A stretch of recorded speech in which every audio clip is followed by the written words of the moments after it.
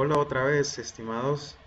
Pues vamos a hacer en esta ocasión el problema número 37 del capítulo 23 del libro de Resnick. Resnick, cuarta edición. Recuerden en español. Dice así: suponga que una muestra de gas se dilata de 2 a 8 metros cúbicos a lo largo de la trayectoria diagonal del diagrama presión-volumen que se muestra en la figura 21, que es esta que tengo acá.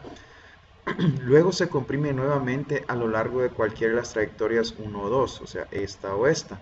Calcule el trabajo neto efectuado sobre el gas para el ciclo completo en cada caso. Ok, entonces nos están pidiendo el trabajo neto realizado sobre el gas en este ciclo. Bueno, ¿por qué es un ciclo? Porque este es el estado inicial, luego se lleva a través de varios procesos, por ejemplo este más este, son tres procesos diferentes, y luego regresa al estado inicial. Entonces eso es un ciclo. Cuando el gas retorna a su mismo estado, entonces estamos hablando de un ciclo. Ok, recuerden que aquí las variables de estado son las que definen el estado. Si tenemos las mismas variables de estado, entonces tenemos el mismo estado.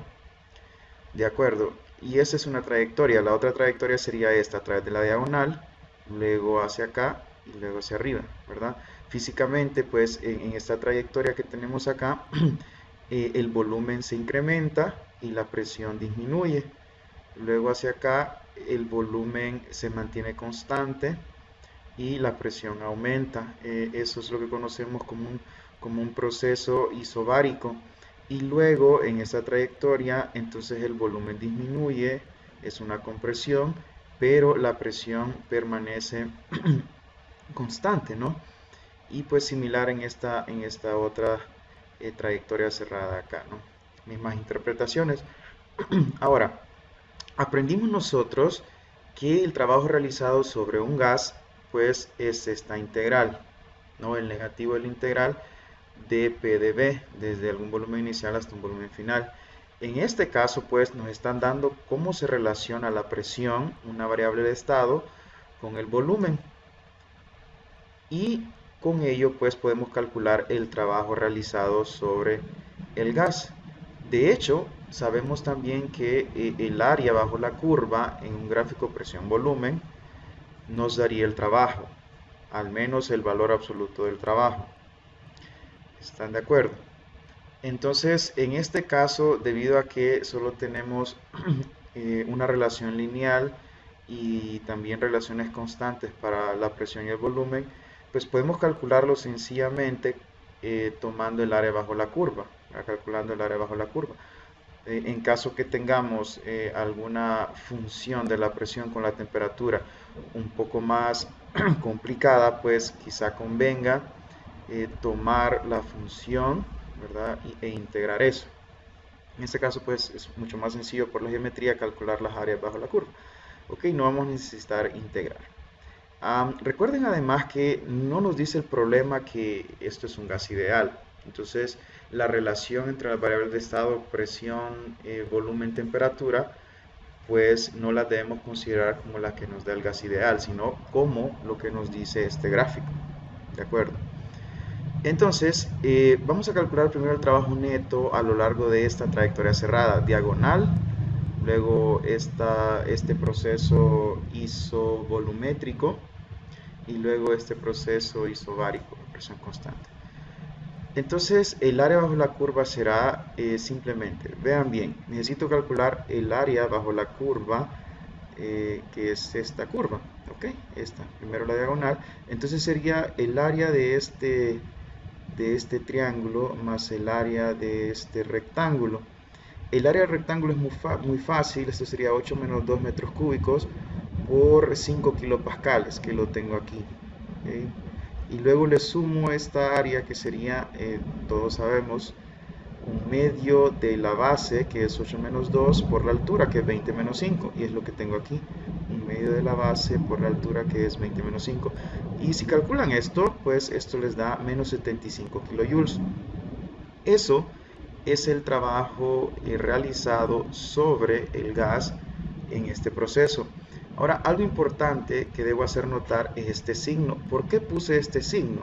Fíjense, esto parte de la definición de trabajo, ¿no? Y la convención de que el trabajo realizado sobre el gas es positiva y nos va a resultar un valor negativo en el caso que el gas realice trabajo sobre el entorno.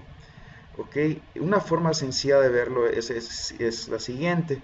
En este caso, el proceso inicia con un volumen de 2 metros cúbicos y finaliza con un volumen del gas de 8 metros cúbicos. Físicamente lo que tenemos ahí es una expansión del gas. Y cuando tenemos una expansión del gas, decimos entonces que el trabajo realiza trabajo sobre el entorno o que realizamos trabajo negativo sobre el gas. ¿Ok? Por eso entonces he puesto ese signo de negativo. Simplemente calculo el área, ¿verdad? Y luego le pongo ya sea el negativo o el positivo, sabiendo si es una expansión o compresión. En este caso es una expansión, entonces por eso le puse el signo negativo acá, ¿no? Es una manera sencilla de, eh, de saber el signo acorde a la convención que tenemos. Bueno, eso es el trabajo realizado sobre el gas a lo largo de este proceso. Luego, si se fijan, a lo largo de esto, de este proceso, que sería un proceso a volumen constante, pues no tenemos área bajo la curva, de tal manera que el trabajo realizado es cero, ¿no? Tiene sentido, no hay expansión ni hay compresión del gas, por tanto el trabajo es cero, realizado sobre el gas. Y en este proceso isobárico, pues sí vamos a tener una compresión de 8 metros cúbicos hasta 2 metros cúbicos. Entonces tomamos el área bajo la curva, que sería 8 menos 2 multiplicado por 20, y es lo que tengo aquí. Ahora el signo, ¿verdad? Como es una compresión, entonces tenemos que se realiza trabajo sobre el gas. Traten de recordar el ejemplo que vimos en clase respecto a compresión o expansión del gas en un sistema de émbolo móvil, ¿no? Entonces, si yo comprimo el émbolo, entonces realizo trabajo sobre el gas, mientras que si el émbolo se expande, si el gas se expande y el émbolo se mueve hacia arriba, entonces el gas realiza trabajo sobre el émbolo. Entonces, en este caso, por eso es positivo, porque hubo una compresión, ¿verdad? En el caso del émbolo es como que yo haya comprimido, entonces yo realicé tu trabajo sobre el gas. Entonces resulta 120 kilojoules. El trabajo neto pues es la suma y 120 menos 75 es 45. Vean lo que ocurre ahora en la otra trayectoria, que sería a través de la diagonal, luego siguiendo este proceso que sería un proceso a presión constante de 5 kilopascales y luego este proceso que sería a volumen constante. Si se fijan, es lo contrario que el ejemplo anterior. Aquí tendríamos, después de la trayectoria diagonal, tendríamos un proceso isovolumétrico, isocórico y luego un isobárico. En este caso un isobárico y luego un isocórico.